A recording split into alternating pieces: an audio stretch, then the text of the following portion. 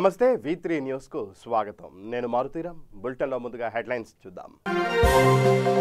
కృష్ణా జిల్లా ఇబ్రహీంపట్నంలోని గాజులపాడులో జగనన్న పచ్చతోరణం ప్రారంభం.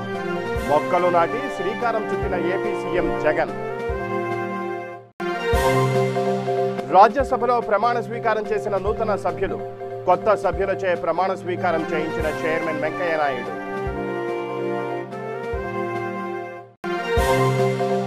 నిమ్మగడ్డ రమేష్ కుమార్ వ్యవహారంలో ఏపీ ప్రభుత్వానికి బిగ్ షాక్. ఎస్ఈసీగా కొనసాగించాలని ప్రభుత్వానికి ఆదేశాలు జారీ చేసిన గవర్నర్ బిశ్వభూషణ్. కల్నల్ సంతోష్ బాబు కుటుంబానికి అండగా నిలుస్తున్న రాష్ట్ర ప్రభుత్వం. సంతోష్ బాబు భార్యకు నివాస స్థలం అప్పగించిన హైదరాబాద్ జిల్లా కలెక్టర్ శ్వేతా మహంతి. టీఆర్ఎస్ ప్రభుత్వంపై ములుగు ఎమ్మెల్యే విమర్శలు. వైద్యం అందక ప్రజల ప్రాణాలు పోతుంటే నిమ్మకు నీరెత్తినట్లు వ్యవహరిస్తున్నారని సీతక్క ధ్వజం. బులెటిన్లో డీటెయిల్స్ చూస్తే ప్రతి ఒక్కరూ విరివిగా మొక్కలు నాటి చెట్లు పెంచడం ద్వారా ప్రతి ఇంటిని ప్రతి ఊరును పచ్చదనంతో సింగారిద్దామనే నినాదంతో 71వ వన మహోత్సవాన్ని ముఖ్యమంత్రి వైఎస్ జగన్మోహన్ రెడ్డి ప్రారంభించారు. కృష్ణా జిల్లా ఇబ్రహీంపట్నంలోని గాజులపాడు వనం మనం ప్రాంగణానికి చేరుకున్న ఆయన పేదల కోసం ఏర్పాటు చేసిన లేఅవుట్లో మొక్కలు నాటి జగనన్న పచ్చతోరణం కార్యక్రమానికి శ్రీకారం చుట్టారు. ఈ సందర్భంగా సీఎం జగన్ మాట్లాడుతూ రాష్ట్ర వ్యాప్తంగా 20 కోట్ల మొక్కలు నాటాలని నిర్ణయించామన్నారు. ప్రతి ఒక్కరూ మొక్కలు నాటడం ద్వారా పర్యావరణాన్ని పరిరక్షించేలా కృషి చేయాలని సీఎం జగన్ పిలుపునిచ్చారు. మొక్కలు నాటి వాటిని కాపాడుతామని, పచ్చదనాన్ని వెల్లివిరిసేలా చేస్తామని, ప్రతి నీటి బొట్టును సద్వినియోగం చేస్తామని ప్రజల చేత సీఎం జగన్మోహన్ రెడ్డి ప్రతిజ్ఞ చేయించారు. దేవుడి దయ ఉంటే 30 లక్షల మందికి ఆగస్టు 15న ప్లాట్లు కేటాయిస్తామని సీఎం జగన్మోహన్ రెడ్డి మరోసారి స్పష్టం చేశారు. స్వాతంత్ర దినోత్సవం నాడు ప్రతి పేదవాడి సొంతింటి కలను నిజం చేస్తామన్నారు. 33 ఎకరాలలో 1600 మందికి జిల్లాల్లో ఇళ్ల పట్టాలను ఇస్తున్నామని సీఎం తెలిపారు. ఎంతో చక్కగా ఉంది. 33 ఎకరాల లేఅవుట్, 1600 పేదలకు ఇళ్ల పట్టాలు ఇక్కడే ఇవ్వడం జరిగింది. ఇక్కడికి వచ్చినప్పుడు అడిగా, 33 ఎకరాలు, ఇక్కడ ఎకరా ఎంత అవుతుందన్నా అని చెప్పి ఇప్పుడే ఇంతియాజ్ అన్న కలెక్టర్ గారిని అడిగా. సార్, ఎకరా కనీసం అంటే 50 లక్షల రూపాయలు అవుతుంది సార్ ఇక్కడ అన్నారు. కాదు 50 లక్షలు కాదు, స్క్వేర్ యార్డ్ 5,000, ఎకరా 3 కోట్ల రూపాయలు అవుతుంది ఇక్కడ అని చెప్పడం జరుగుతూ ఉంది. 1600 పేదలకు ఈ 33 ఎకరాల లేఅవుట్లో ఇళ్ల పట్టాలు ఇవ్వడమే కాకుండా వాళ్ళంతా కూడా వాళ్ళ ప్లాట్లలో నిల్చుని చక్కగా చెట్లు కూడా నాటుతూ ఉంటే చూడడానికి ఎంతో కనువింపుగా ఉంది ఈ కార్యక్రమం. దేవుడు ఆశీర్వదిస్తే సుప్రీంకోర్టులో కేసులన్నీ కూడా ఈ రకంగా మీ అందరికీ కూడా కేసులు వేస్తూ ఉన్నారు. తెలుగుదేశం పార్టీ వాళ్ళు అందరూ కూడా మీరంతా కూడా చూస్తూ ఉన్నారు. పేదలకు భూములిచ్చేదానికి కూడా, ఇళ్ల పట్టాలు ఇచ్చేదానికి కూడా అడ్డుకుంటా ఉన్న ఇటువంటి అన్యాయమైన పరిస్థితులు ఇవాళ రాష్ట్ర రాజకీయాలు సాగుతూ ఉన్నాయి. కోర్టులలో కేసులు వేస్తూ ఉన్నారు. ఆ కేసులను అధిగమించడానికి ఏకంగా పేదలకు ఇళ్ల స్థలాలు ఇవ్వడం కోసం ప్రభుత్వం ఏకంగా సుప్రీంకోర్టుకు పోవాల్సిన పరిస్థితిలో రాష్ట్రం ఉంది అని అంటే ఎంతటి దౌర్భాగ్యకర పరిస్థితిలో ఈ రాష్ట్ర రాజకీయాలు ఉన్నాయి అని చెప్పడానికి ఇంతకన్నా వేరే నిదర్శనం కూడా లేదు. కానీ ఖచ్చితంగా దేవుడు ఆశీర్వదిస్తాడు.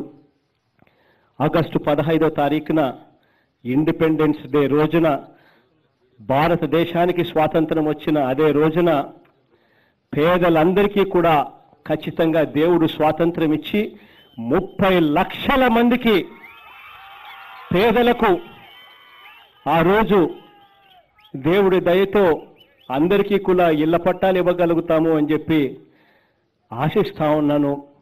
దేవుడు ఖచ్చితంగా ఆ కార్యక్రమాన్ని చేయిస్తాడు, ప్రజలందరి దీవెనల వల్ల జరుగుతుంది అది అని చెప్పి గట్టిగా నమ్ముతా ఉన్నాం. ఆంధ్రప్రదేశ్ నుంచి రాజ్యసభకు నూతనంగా ఎన్నికైన వైఎస్ఆర్ కాంగ్రెస్ పార్టీ సభ్యులు ప్రమాణ స్వీకారం చేశారు. ముందుగా ఆళ్ల అయోధ్య రామిరెడ్డి హిందీలో ప్రమాణ స్వీకారం చేశారు. ఆ తర్వాత పిల్లి సుభాష్ చంద్రబోస్, మోపిదేవి వెంకట రమణారావు తెలుగులో ప్రమాణం చేశారు. అనంతరం ఇతర రాష్ట్రాల నుంచి ఎన్నికైన సభ్యులతో రాజ్యసభ చైర్మన్ వెంకయ్య నాయుడు ప్రమాణ స్వీకారం చేయించారు. अयोध्या राम रेड्डी आल्ला जो राज्यसभा का सदस्य निर्वाचित हुआ हूँ, सत्यनिष्ठा से प्रतिज्ञा करता हूँ कि मैं विधि द्वारा स्थापित भारत के संविधान के प्रति सच्ची श्रद्धा और निष्ठा रखूँगा। मैं भारत की प्रभुता, अखंडता अक्षुण्ण रखूँगा तथा जिस पद को मैं ग्रहण करने वाला हूँ उसके कर्तव्यों का श्रद्धापूर्वक निर्वहन करूँगा. పిల్లి సుభాష్ చంద్రబోస్ అని నేను రాజ్యసభ యొక్క సభ్యునిగా ఎన్నుకోబడిన వాడనై శాసనం ద్వారా స్థాపితమైన భారత సంవిధానం పట్ల యథార్థమైన శ్రద్ధానిష్టలను కలిగి ఉందనియు, భారతదేశం యొక్క సార్వభౌమతను మరియు అఖండతను సమర్థించుననియు, నేను చేపట్టనున్న కర్తవ్యంను శ్రద్ధాపూర్వకంగా నిర్వహించననియు సత్యనిష్ఠతో ప్రతిజ్ఞ చేయుచున్నాను. మోపిదేవి వెంకట రమణారావు అను నేను రాజ్యసభ సభ్యునిగా ఎన్నుకొనబడిన వాడనై శాసనము ద్వారా స్థాపితమైన భారత సంవిధానం పట్ల యథార్థమైన శ్రద్ధానిష్టలను కలిగి ఉందుననియు, భారతదేశం యొక్క సార్వభౌమతను మరియు అఖండతను సమర్థించుననియు, నేను చేపట్టనున్న కర్తవ్యమును శ్రద్ధాపూర్వకంగా నిర్వహించుననియు నిత్యనిష్టతో ప్రతిజ్ఞ చేయుచున్నాను. నిమ్మగడ్డ రమేష్ కుమార్ వ్యవహారంలో ఏపీ ప్రభుత్వానికి బిగ్ షాక్ తగిలింది. ఆయనను ఎస్ఈసీగా కొనసాగించాలని గవర్నర్ బిశ్వభూషణ్ హరిచందన్ ఏపీ ప్రభుత్వాన్ని ఆదేశించారు. ఈ మేరకు ప్రభుత్వానికి ఆదేశాలు జారీ చేశారు. ఏపీ హైకోర్టు ఆదేశాలను అమలు చేయాలని ఆయన రాష్ట్ర ప్రభుత్వానికి సూచించారు. హైకోర్టు ఆదేశాల మేరకు 2 రోజుల క్రితం నిమ్మగడ్డ రమేష్ కుమార్ గవర్నర్ను కలిసి తనను మళ్లీ ఏపీ ఎస్ఈసీగా నియమించేలా ప్రభుత్వానికి ఆదేశాలు ఇవ్వాలని కోరారు. ఈ విషయంలో గవర్నర్ సానుకూలంగా స్పందించారని తెలిపారు. గాల్వన్ లోయలో చైనా సైనికులతో జరిగిన ఘర్షణలో మరణించిన కల్నల్ సంతోష్ బాబు కుటుంబానికి రాష్ట్ర ప్రభుత్వం పూర్తిగా అండగా నిలిచింది. సంతోష్ బాబు కుటుంబానికి తెలంగాణ ప్రభుత్వం 5 కోట్ల రూపాయల ఎక్స్గ్రేషియాతో పాటు నివాస స్థలం, సంతోష్ భార్యకు గ్రూప్ 1 స్థాయి ఉద్యోగం ఇవ్వనున్నట్లు సీఎం కేసీఆర్ ప్రకటించిన విషయం విదితమే. ఈ మేరకు సంతోష్ భార్యకు ఇప్పటికే ఉద్యోగ నియామక పత్రాలు అందజేశారు. ఆమెకు నివాస స్థలం అప్పగించారు. బంజారాహిల్స్ రోడ్ నెంబర్ 14లో కేబీఆర్ పార్కుకు ఎదురుగా ఉన్న 20 కోట్ల రూపాయల విలువైన 711 గజాల స్థలాన్ని సంతోష్ బాబు కుటుంబానికి కేటాయించారు.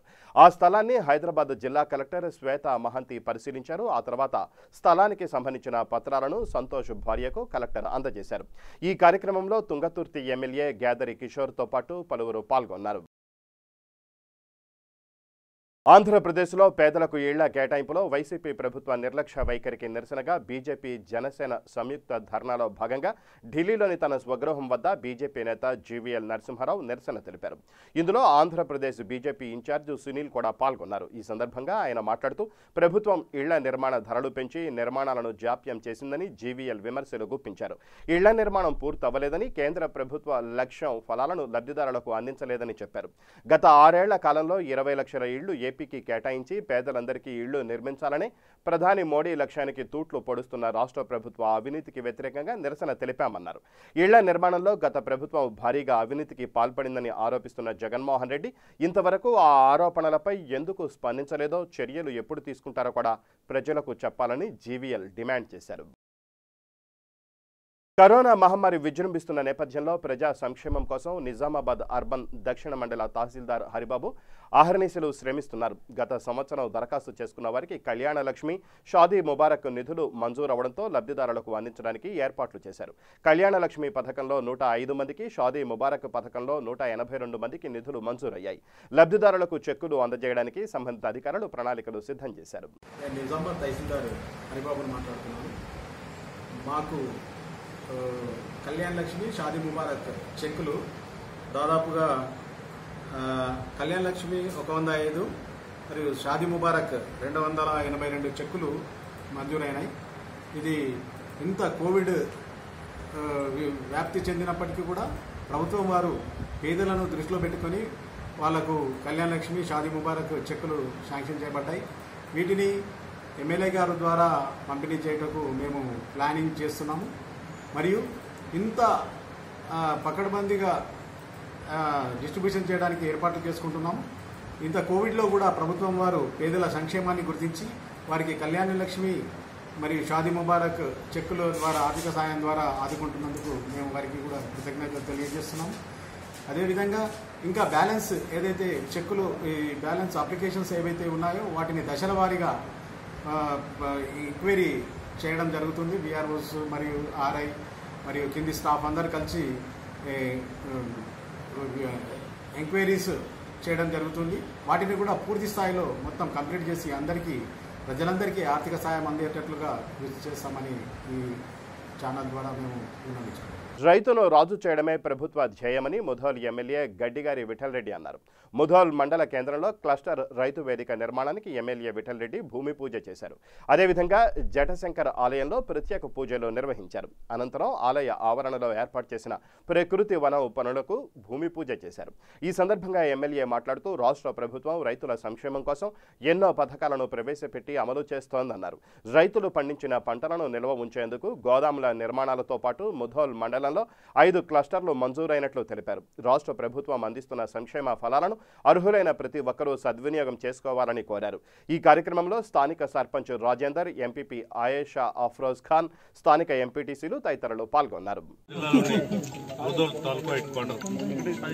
ఇక్కడ మన ప్రీతం ముఖ్యమంత్రి కేసీఆర్ గారు రైతులకు అందుబాటులో ఉండేందుకు ఒక ఆఫీసు, గోదాము వారు కూర్చొని చర్చించడానికి అన్ని సదుపాయాలు చేయడం జరిగింది. మరి దానికి రైతు వేదిక అని చెప్పి సుమారు 22 లక్షల రూపాయలు మంజూరు చేయడం జరిగింది. మరి మొత్తం తెలంగాణ రాష్ట్రంలో క్లస్టర్ విలేజెస్లో ప్రస్తుతానికి మేము ముధోల్ తాలూకా హెడ్ క్వార్టర్లో ఇక్కడ ముధోల్ మండలంలో సుమారు 6 క్లస్టర్స్లో 5 క్లస్టర్స్లో మంజూరు చేశారు. ప్రస్తుతం ఇక్కడ తాలూకా హెడ్ క్వార్టర్లో ఇప్పుడే శంకుస్థాపన చేయడం జరిగింది. పనులు కూడా వేగవంతంగా రేపటి నుంచి ప్రారంభం అవుతాయని చెప్పేసి గ్రామ పెద్దలందరూ కూడా, సర్పంచ్ గారు, మరి ఎంపీపీ గారు, గ్రామ పెద్దలు, వీడీసీ సభ్యులు, రైతు సంఘం అధ్యక్షులు అందరూ కూడా, ఎంపీడీసీ గారు అందరూ కూడా, మరి విలేజ్ కమిటీ, సదర్ కమిటీ అందరూ కూడా చెప్పడం జరిగింది. చాలా సంతోషం. మరి ఇక్కడ తాలూకా హెడ్ క్వార్టర్లో ఇటువంటి కార్యక్రమం జరగడం, చాలా రోజుల తర్వాత ఇటువంటి కార్యక్రమం రైతులకు అందుబాటులో వచ్చినందుకు రైతులందరూ కూడా ధన్యవాదాలు, హర్షం వ్యక్తం చేస్తున్నారు.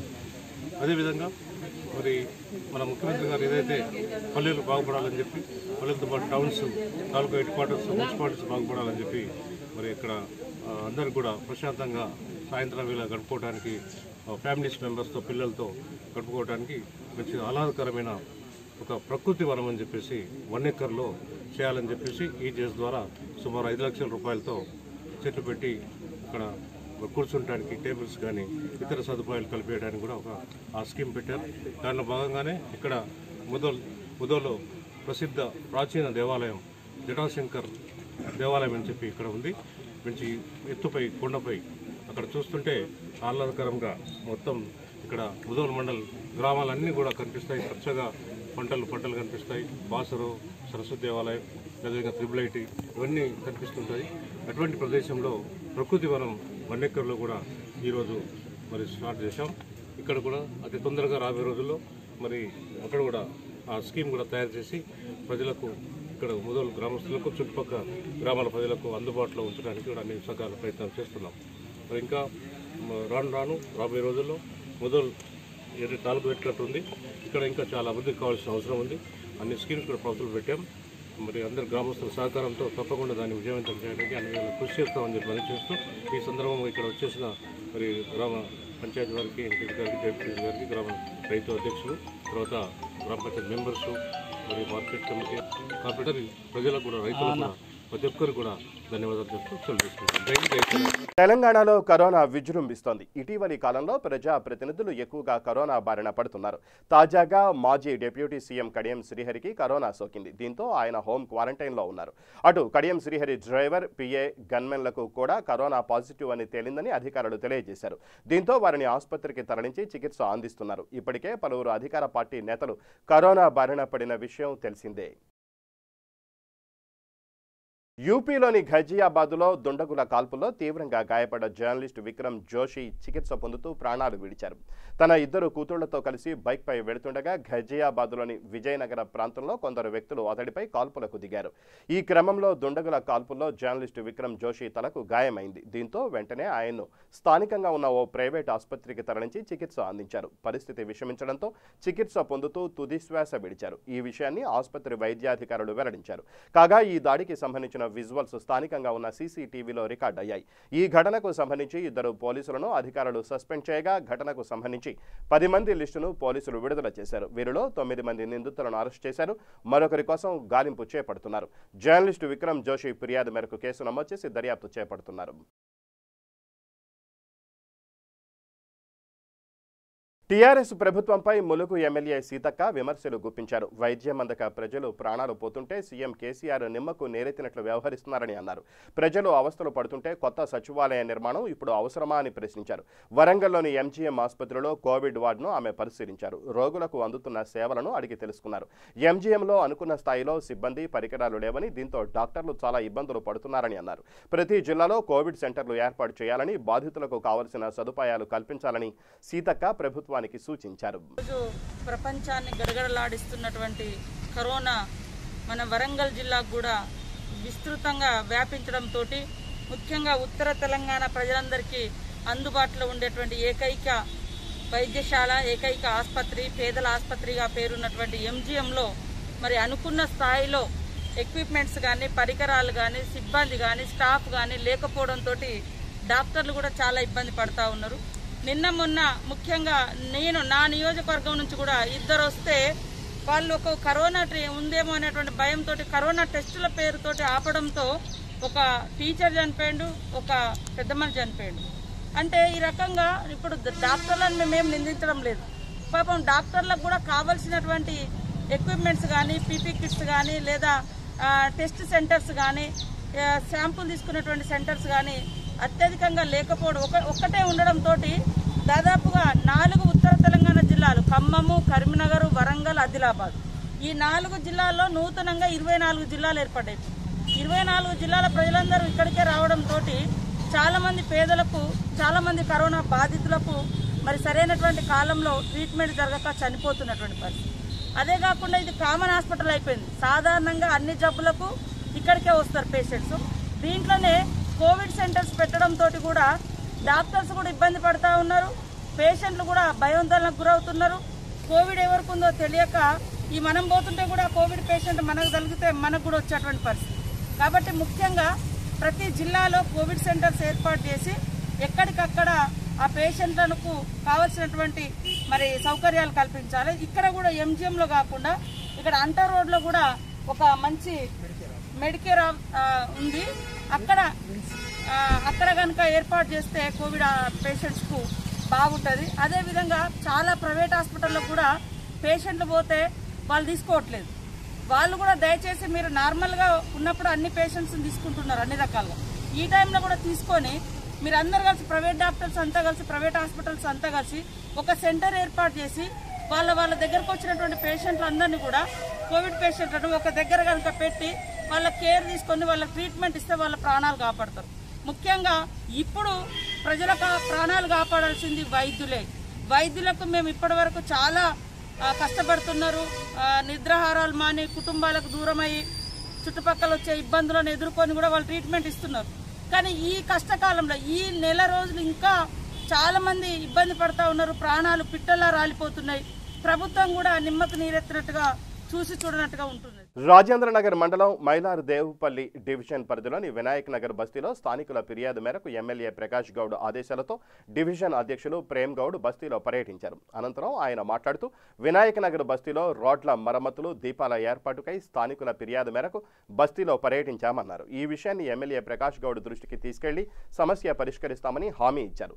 ఈ కార్యక్రమంలో టీఆర్ఎస్ నేతలు, మాజీ డివిజన్ అధ్యక్షులు సరికొండ వెంకటేష్, యోజన విభాగం అధ్యక్షులు అక్కెం రఘు యాదవ్, కార్మిక విభాగం నాయకులు ఎన్ను శ్రీనివాసరెడ్డి, బండ రాజేష్ యాదవ్, ఆంజనేయులు గౌడ్, స్థానికులు పిల్లి శోభన్ బాబు, మహేష్, సాగర్, లక్ష్మి, దేవమ్మ తదితరులు పాల్గొన్నారు.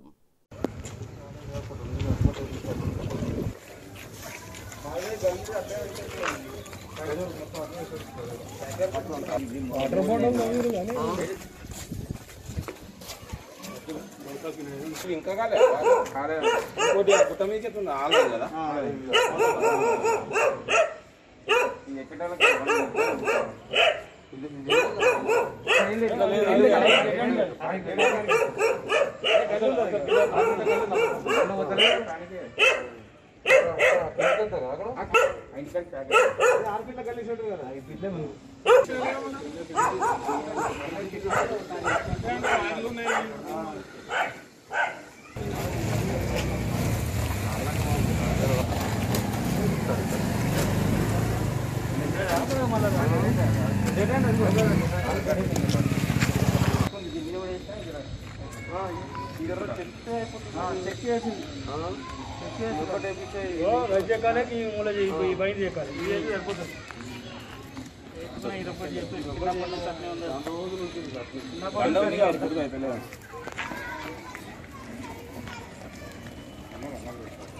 జగిత్యాల జిల్లా కొడిమ్యాలలో ఒకరికి కరోనా పాజిటివ్ రాగా గ్రామస్తులు ఒక్కసారిగా భయాందోళనకు గురయ్యారు. దీంతో అప్రమత్తమైన సర్పంచ్ పాలకవర్గం 2 రోజుల పాటు సంపూర్ణ లాక్డౌన్ విధించారు. దీంతో గ్రామ ప్రజలు 2 రోజుల పాటు స్వచ్ఛందంగా దుకాణాలు, హోటళ్లు మూసివేశారు. కొడిమ్యాల గ్రామమంతా క్రిమిసంహారక మందు స్ప్రే చేయించారు. ఈ సందర్భంగా గ్రామ సర్పంచ్ ఏలేటి మమతా నరసింహారెడ్డి మాట్లాడుతూ గ్రామస్తులు అత్యవసరమైతే తప్ప బయటకు రావద్దని, ఒకవేళ బయటకు వస్తే మాస్కులు ధరించాలని, చేతులను శానిటైజ్ చేసుకోవాలన్నారు. గ్రామ పంచాయతీ సూచించే నివారణ చర్యలను పాటించాలని తెలిపారు. సంపూర్ణ స్వచ్ఛంద లాక్డౌన్కు గ్రామస్తులు సహకరించాలని కోరారు. గత మార్చి నుండి లాక్డౌన్ అమలు చేసినప్పటి నుండి ఇప్పటి వరకు కోవిడ్-19 నివారణకు కొడిమ్యాల ప్రజల సహకారంతో అనేక ప్రయత్నాలు చేస్తున్నాం. కానీ గత వారం రోజుల నుండి పాజిటివ్ కేసులు నమోదు కావడంతో కొడిమ్యాల ప్రజలు జాగ్రత్తలు తీసుకోవాలనే ఉద్దేశంతో గత 2 రోజులుగా పూర్తి సంపూర్ణ లాక్డౌన్ నిర్వహించడం జరిగింది. అలాగే రేపటి నుండి 7 నుంచి 11 గంటల వరకు మాత్రమే షాపులు ఓపెన్ చేసి తర్వాత టైమింగ్స్లో బంద్ చేయడం జరుగుతుంది. ఈ నిర్ణయానికి గ్రామ ప్రజలు కట్టుబడి ఉండాలని గ్రామ పంచాయతీ పాలకవర్గం ఈ నిర్ణయం తీసుకోవడం జరిగింది. అలాగే ప్రతి ఒక్క ఏరియాలో కూడా స్ప్రే చేయించడం జరుగుతుంది. శానిటైజర్ బాక్స్ కానీ అలాగే బ్లీచింగ్ పౌడర్ కూడా చల్లించడం జరుగుతుంది. అలాగే పాజిటివ్ వచ్చిన వ్యక్తి ఇంటి చుట్టూ ఉన్న కొంతమందిని కూడా హోమ్ క్వారంటైన్ చేయడం జరిగింది. ఇంకొక విషయం ఏంటంటే ప్రతి ఒక్కరు కూడా కోవిడ్ బారిన పడకుండా ఉండాలంటే మాస్క్ కంపల్సరీ ధరించాలి. అలాగే సామాజిక దూరం పాటిస్తూ బయటికి వెళ్ళొచ్చిన ప్రతిసారి ప్రతి అరగంటకు ఒకసారైనా చేతుల్ని సబ్బుతో కానీ శానిటైజర్తో కానీ శుభ్రం చేసుకున్నట్లయితే కోవిడ్ బారిన పడకుండా జాగ్రత్తలు తీసుకోవచ్చు. అలాగే ఇతర రాష్ట్రాల నుంచి వచ్చిన వాళ్ళని కూడా మహారాష్ట్రకి కావచ్చు, దివండి, ముంబై నుంచి వచ్చిన వాళ్ళని కూడా హోమ్ క్వారంటైన్ చేయడం జరిగింది. వాళ్ళు కూడా హోమ్ క్వారంటైన్లో ఉండి మాకు సహకరిస్తారు.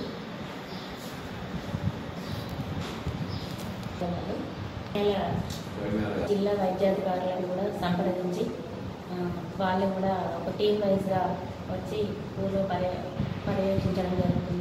డబుల్ బెడ్రూమ్ ఇండ్ల విషయంలో ప్రభుత్వం పక్షపాత వైఖరిని ప్రదర్శిస్తోందని రాజన్న సిరిసిల్ల జిల్లా కోనరావుపేట మండల కాంగ్రెస్ పార్టీ అధ్యక్షులు గంగాధర్ అన్నారు. అర్హులైన వారికే డబుల్ బెడ్రూమ్ ఇండ్లు ఇవ్వాలని తహసీల్దార్ కార్యాలయంలో మండల కాంగ్రెస్ పార్టీ నాయకులతో కలిసి తహసీల్దార్కు వినతి పత్రం అందజేశారు. ఈ సందర్భంగా వారు మాట్లాడుతూ 6-7 వేల జనాభా ఉన్న గ్రామాలకు కేవలం 15 నుంచి 20 డబుల్ బెడ్రూమ్ ఇండ్లు ప్రభుత్వం మంజూరు చేయడాన్ని తీవ్రంగా ఖండిస్తున్నామన్నారు. కేసీఆర్ ప్రభుత్వం అధికారంలోకి రాకముందు ప్రతి నిరుపేదకి డబుల్ బెడ్రూమ్ ఇల్లు ఇస్తానని తీరా అధికారంలోకి వచ్చాక మాట తప్పుతున్నారని అన్నారు. మంజూరైన డబుల్ బెడ్రూమ్ ఇండ్ల విషయంలో ప్రజలు, అధికారులు అయోమయంలో ఉన్నారని అన్నారు.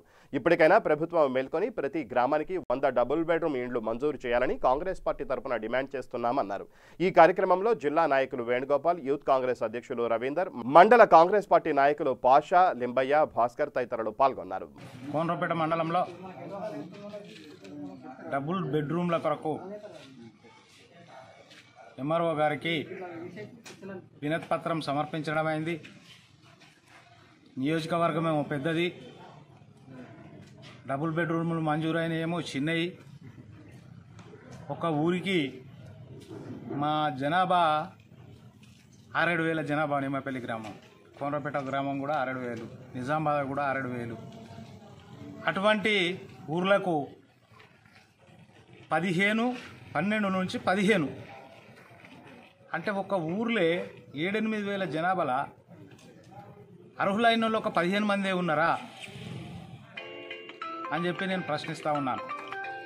ముఖ్యంగా ఆనాడు చెప్పింది ఏంది కేసీఆర్? ఎలక్షన్లు కాకముందు తెలంగాణ వచ్చినాక కాళ్ళు జాపు తిట్టుంటాయి, గొర్రెని అటుగట్టేస్తాం, కోడిపుంజుని ఇటుగట్టేస్తామని చెప్పిండు. ఆయన మాత్రం పెద్ద ఫామ్ హౌస్ కట్టుకొని అక్కడ ఉంటుండు. ఈ బీదల సంగతి ఇడిచిపెట్టిండు. దీన్ని ప్రజలు గమనించాలి. ఇట్లా 15 ఎన్ని సంవత్సరాలు ఇస్తావు? ఈ 15 ఈ డబుల్ బెడ్రూమ్లను కూడా ఇండ్లు కట్టిస్తావా? వాళ్ళకు కట్టుకున్న వాళ్ళకి పైసలు ఇస్తావా? అది ఇంకా ఏది నికరాలు లేదు. అధికారులను అడిగితే వాళ్ళు కూడా అయోమయం. సార్ మాకు దరఖాస్తు ఫారాలు పంపారు, అవి నింపించిస్తే మేము అర్హులను ఎంపిక చేస్తామంటారు. ఏ రకంగా ఎంపిక చేస్తావు? కట్టున్నాయని వాళ్ళకు ఇండ్లు ఇస్తావా, పట్టాలు ఇస్తావా, లేకపోతే కట్టుకున్నామని చెప్పి పైసలు ఇస్తావా? అది కూడా తేల్చవలసిన అవసరం ఉంది. ముఖ్యంగా ఒక ఊరికి మినిమం ఒక 100 ఇండ్లు ఇస్తే అవేమన్నా సరిపోతాయి. ఏదో తూతూ మంత్రంగా ఇచ్చినమా అంటే ఇచ్చినమన్నట్టు ఇస్తే ఇది పరిపాలన కాదు. చెప్పేది ఒకటి, చేసేది ఒకటి. కరోనా టైంలో నువ్వు పోయినావు, ఫామ్ హౌస్లో ఉన్నావు, ప్రజలందరూ అధోగతున్నారు. ఇటు కరోనాను ఆదుకునే నాదులు లేడు, అటు ప్రజా సంక్షేమ కార్యక్రమాలు అజ్జేసింది లేదు. ఇప్పటికైనా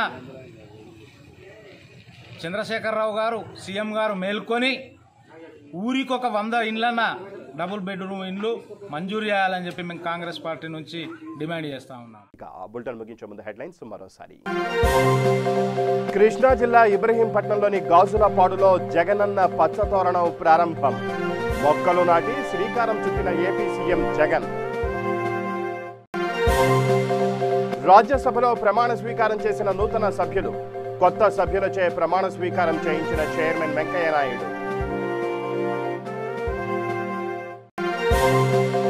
నిమ్మగడ్డ రమేష్ కుమార్ వ్యవహారంలో ఏపీ ప్రభుత్వానికి big shock.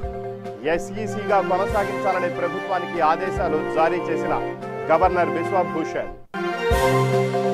Colonel Santosh Babu కుటుంబానికి అండగా నిలుస్తున్న రాష్ట్ర ప్రభుత్వం.